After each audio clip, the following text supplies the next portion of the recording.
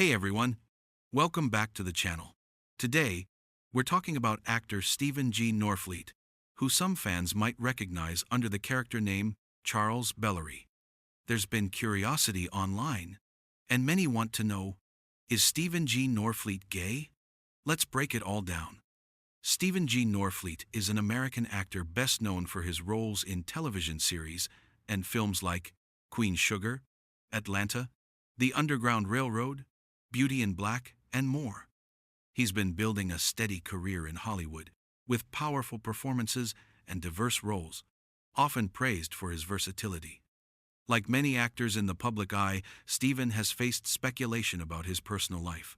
Some fans confuse him with the characters he plays, or simply wonder because he keeps his dating life private. The role of Charles Belarie, in particular, brought more attention, and people began asking questions about his real-life identity.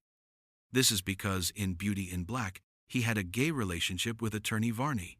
This has got people wondering if he was gay in real life. Is Steven G Norfleet gay? Yes, he is gay in real life. He is married to Anthony Hemingway, and they have been together since 2019.